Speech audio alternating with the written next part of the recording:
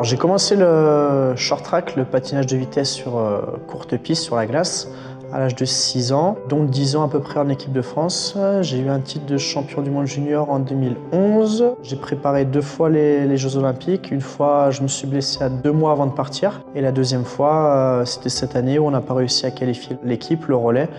Du coup, voilà, j'ai mis un terme à ma carrière. C'était mon rêve, comme le rêve de chaque sportif. Voilà, c'est le but ultime. Ça l'a pas fait, j'ai tout mis en œuvre pour y arriver, mais voilà, maintenant une nouvelle vie commence. Alors le short track, ça reste un sport amateur, très peu médiatisé en France. Et à l'issue de notre carrière de sportif, de 5 à 6 heures d'entraînement par jour, on passe à plus rien en fait. On se rend compte qu'on n'est quasiment rien. C'est vrai qu'on est plongé à 100% dans l'entraînement, sans forcément penser à ses études lorsqu'on prépare des Jeux Olympiques, des championnats du monde, des Coupes du monde. Mais c'est vrai qu'on nous pousse, les entraîneurs, les parents, la fédération, à mener de front un double projet en fait, que ce soit sportif et scolaire, professionnel par la suite.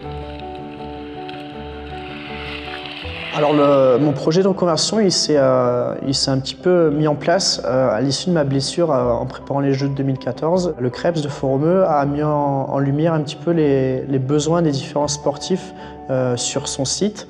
Le CREPS, Uniformation et Pôle emploi ont mis en place une POE collective. Ça a été une formation ultra adaptée en fait à nos impératifs de sportifs de haut niveau, avec un temps de formation et des heures réduites pour nous permettre de suivre nos entraînements et de pouvoir s'absenter pour aller en compétition tout en menant de front voilà, ses études et dans le but de sa reconversion professionnelle. Alors c'est vrai qu'en suivant ce BPGEPS AG2F, j'avais l'intention de devenir préparateur physique. Et aujourd'hui, c'est quelque chose qui s'est très bien mis en place puisque j'interviens aussi bien sur des publics de sportifs valides comme handisport. Et parallèlement, j'ai créé une société où je suis co-gérant d'une salle de sport. Et là, je suis plutôt coach sportif. Je m'occupe de tout le côté administratif également.